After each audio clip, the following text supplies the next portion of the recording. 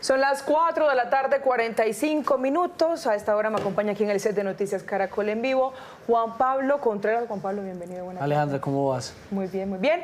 Vamos a hablar de un tema que genera profunda expectativa y es el reciente informe entregado por la Fundación Ideas para la Paz, que está advirtiendo, y tenemos que decirlo, sobre la expansión de los grupos armados en el país durante los últimos 4 años del gobierno Petro. Lo que dice el informe, usted nos tiene los detalles. Este informe, Alejandra, lo publica la Fundación Ideas para la Paz a 2 días de terminar el gobierno del presidente Gustavo Petro, y lo que hace es un corte de cuentas, un balance de esta que fue quizás la principal apuesta del presidente Gustavo Petro, una apuesta que, pues digamos que 4 años después no muestra resultados favorables. La apuesta de la paz total. La apuesta de la paz total, que no muestra resultados favorables y que por el contrario, pues muestra una expansión de grupos armados y varias deudas con esta promesa que se hizo hacia las comunidades. Por eso ahora nos conectamos con Javier Flores, él es el director de Seguridad y Conflicto de la Fundación Ideas para la Paz. Javier, buenas tardes, ¿cómo está? Juan Pablo, Alejandra, ¿cómo están? Muchísimas gracias por la invitación. Para la Fundación siempre es muy grato poder acompañar estos espacios. Muchas gracias, Javier. Mire, este informe se llama El costo de negociar mal.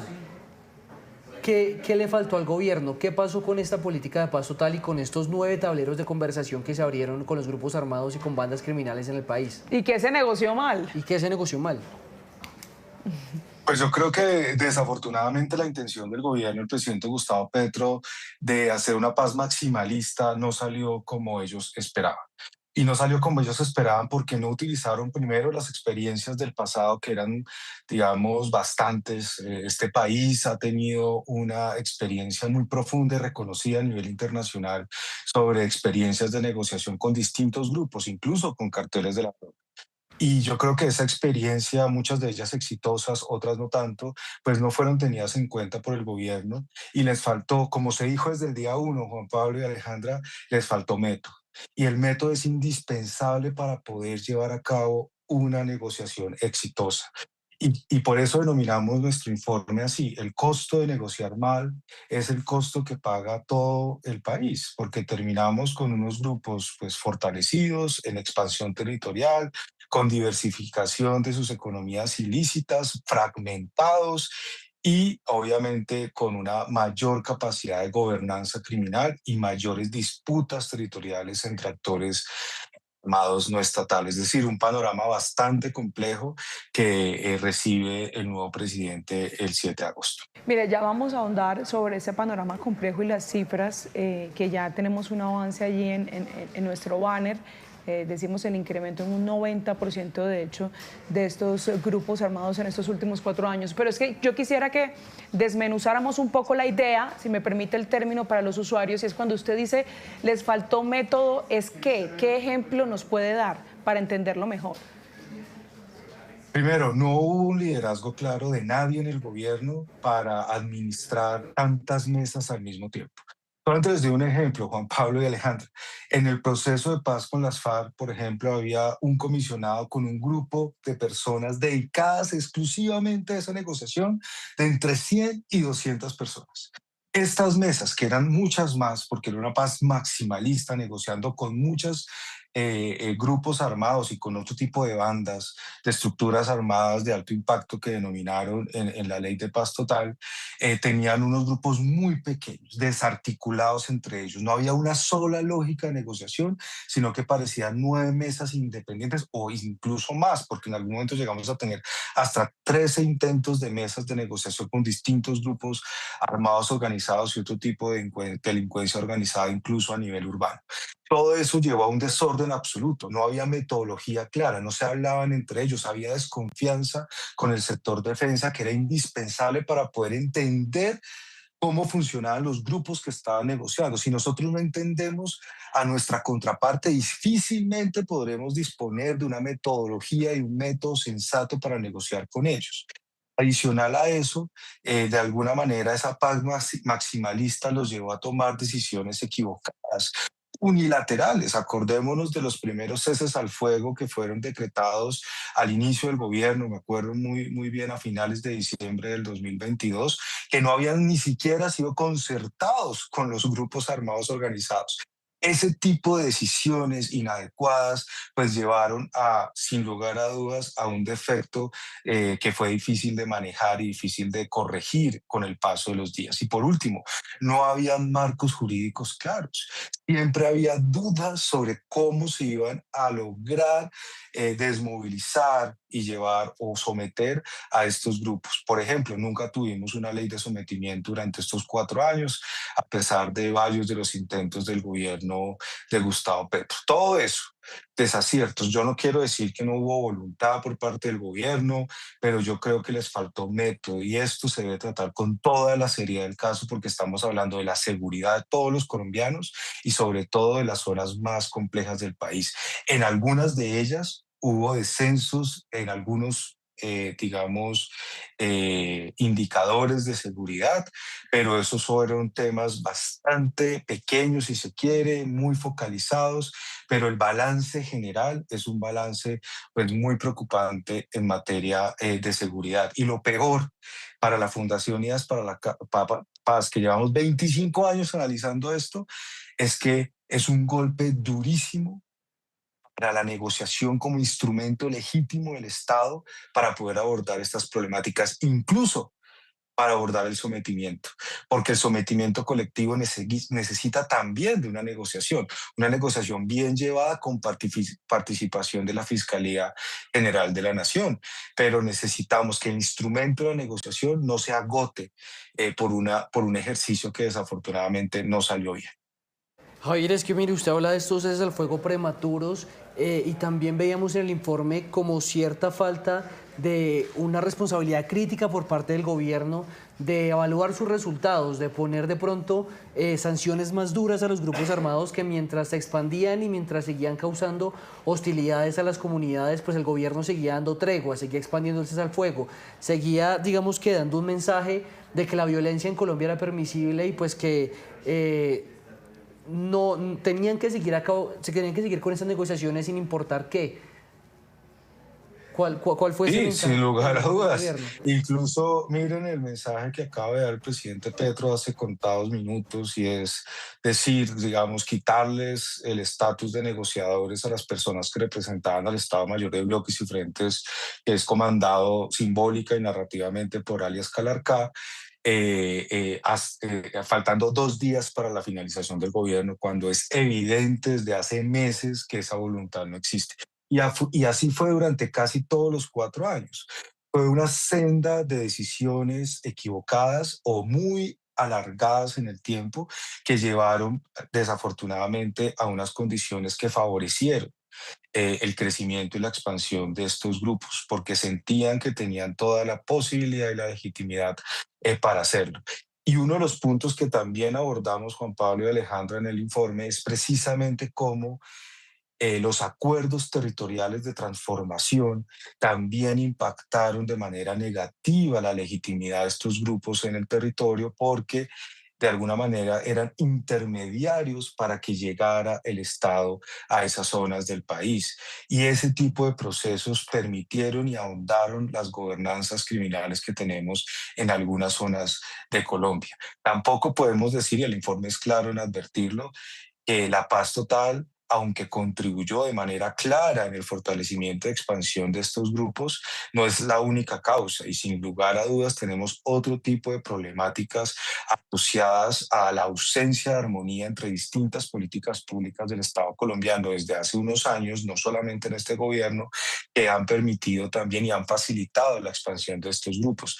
La expansión no solamente se ha dado durante el gobierno del presidente Petro, se ha dado desde el inicio incluso de la implementación del acuerdo de paz en el 2016, pero sin lugar a dudas, este crecimiento del 90% en este periodo presidencial, pues es un aumento muy significativo que desdice mucho de los objetivos que tenía la política de paz total, que eran básicamente tres: disminuir violencias, a pesar de que pasó en zonas muy concentradas, en general eso no ocurrió, sino que hubo expansión territorial del 12% en el último año de estos grupos, expansión en número de hombres y en armas, 90% de crecimiento, expansión en en capacidades y en innovación tecnológica y en nuevos repertorios, incluso de reclutamiento forzado, que es muy grave y dramático lo que está pasando, y en diversificación de sus economías ilícitas. Las rentas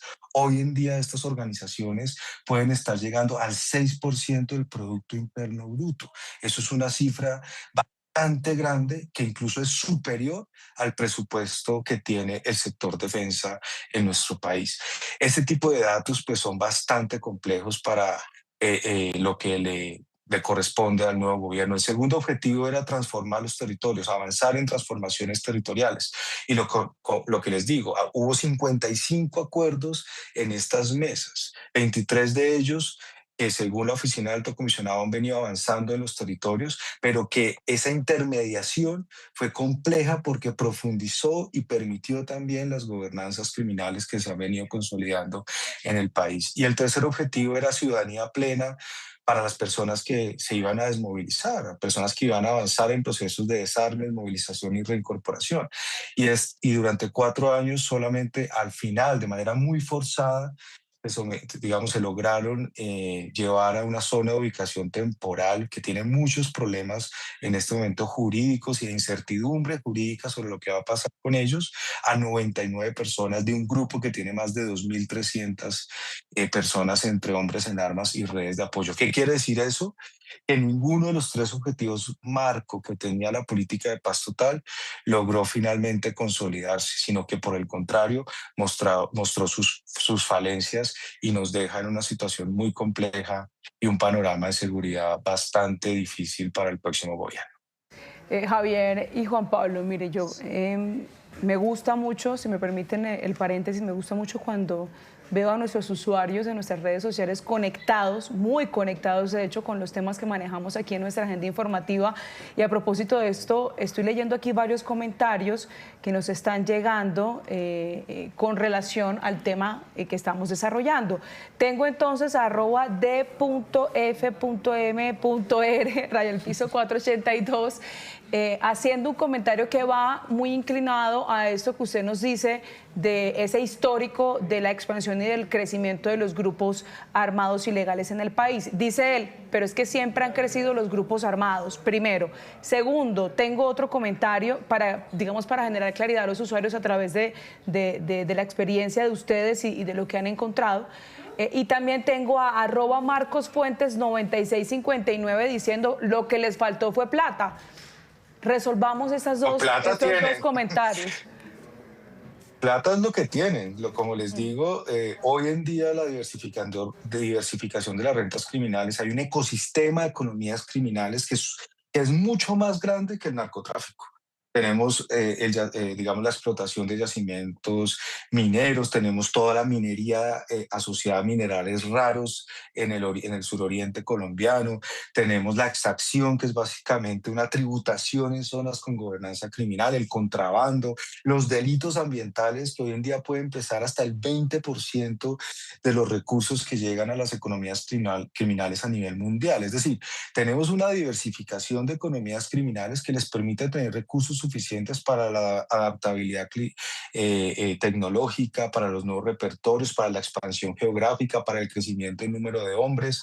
Y tenemos una capacidad también de innovación tecnológica asociada a esos recursos que les permiten incluso tener nuevos repertorios de gobernanza criminal que no requieren de muchos recursos económicos. Es decir, ellos han sabido también economizar la manera en cómo ejercen el control territorial y cómo ejercen la gobernanza en los territorios a través, por ejemplo, del WhatsApp. Hoy en día el WhatsApp es más potente que un hombre con una pistola en los territorios. Ese tipo de modificaciones y de cambios en la nueva violencia organizada tenemos que entenderlos para poder diseñar políticas públicas que puedan abordarlos. Y claro que sí, siempre han crecido, pero la expansión que tuvieron durante estos 4 años pues es muy grande, es una expansión que casi les permitió duplicar el número de hombres en armas y en redes de apoyo, y con un asterisco, Juan Pablo y Alejandra, y es que esos números son, digamos, están subvalorados. Probablemente tengamos muchas de estas organizaciones con un número mayor de hombres en redes de apoyo y hombres en armas, pero es un número aproximado, nunca sabremos, no tenemos un listado de cada una de esas organizaciones porque son organizaciones ilegales, pero son los números oficiales. Y esto nos hace pensar que la capacidad de expansión, producto de las rentas criminales y producto también de un mal diseño de las políticas de seguridad, pues nos han llevado a este panorama. Y no es que nos haya hecho nada, Juan Pablo y Alejandro, les quiero dar algunas cifras. Este gobierno hizo 16.000 neutralizaciones de miembros de estas organizaciones de grupos armados organizados en Colombia. 16.000. Y aún así tenemos casi 29.000 de ellos hoy haciendo parte de esta organización. ¿Qué quiere decir eso? Que aunque tengamos esfuerzos operativos del día a día, capturas, neutralizaciones, bajas, sometimientos, desmovilizaciones, cualquiera otra, si no encontramos la manera de desestructurarlo, el reciclaje criminal de estas personas es demasiado alto. Y eso tenemos que valorarlo como sociedad, pero sobre todo el gobierno nacional, para poder diseñar políticas públicas que eviten el reciclaje criminal. Esa es una de nuestras grandes ausencias, y no solamente de estos grupos armados organizados, sino de la delincuencia común que está en nuestras ciudades. Lo han dicho los alcaldes, lo ha dicho Azocapital, lo hemos dicho durante muchos años las organizaciones también, como nosotros, centros de pensamiento, y si nosotros no logramos abordar esto de una manera diferenciada, reconociendo esas problemáticas, probablemente seguiremos haciendo mucho, pero sin lograr desestructurar realmente, digamos, el corazón y los nodos principales de estas estructuras. Javier, usted nos está hablando de resultados, pero usted de pronto considera que hubo una fragmentación entre la estrategia de seguridad del presidente Gustavo Petro y el planteamiento de la paz total. En algún momento las fuerzas militares perdieron la capacidad para presionar y para repelir estos grupos armados. Yo creo que eso es una de nuestras grandes conclusiones, y no solamente nuestra, yo creo que lo hemos dicho bastantes. Aquí hubo un divorcio, casi desde el día uno, entre la política de seguridad del Estado colombiano y la paz total. Y eso, desafortunadamente, también permitió que estas organizaciones lograran expandirse. Desafortunadamente, esa desarmonía entre las distintas políticas públicas, incluyamos otras, la política criminal, la política de desarrollo territorial, la política de drogas, que tienen que tener coherencia y armonía para lograr los resultados que buscamos, pues desafortunadamente fue parte del problema. Entonces, no solamente es que sea una hipótesis, yo creo que está comprobado. La política de paz total no dialogó bajo ninguna circunstancia con la política de seguridad de este gobierno, y eso fue uno de los principales problemas que nos llevó a donde estamos actualmente. Sí, Javier, ya para finalizar, entonces, teniendo en cuenta este panorama que ustedes plantean, dos cosas. Una, la cuña, de dónde pueden encontrar los usuarios el informe completo. Y dos, los retos que tiene que asumir entonces el nuevo gobierno a propósito de este diagnóstico que ustedes entregan. Y que le agrego algo, Alejandra, perdón, reto, como lo decía ahorita Javier, ya hay una zona de ubicación donde ya por lo menos 100 personas están concentradas. El interrogante es qué va a pasar con esas personas después del 7 de agosto. Muy buena pregunta, Juan Pablo, porque yo creo que nadie sabe, ni siquiera ellos mismos. Y yo creo que la incertidumbre jurídica es demasiado alta. Y como lo dijimos desde la FIP, en los 7 dilemas de la SUT, en un informe reciente, pues esos 7 dilemas se están materializando en este momento. Pero bueno, frente a las preguntas, lo primero, el informe va a estar en nuestra página web a partir de esta tarde, y ahí lo pueden descargar todos los colombianos. Bienvenidos a nuestra página web, Fundación Ideas para la Paz.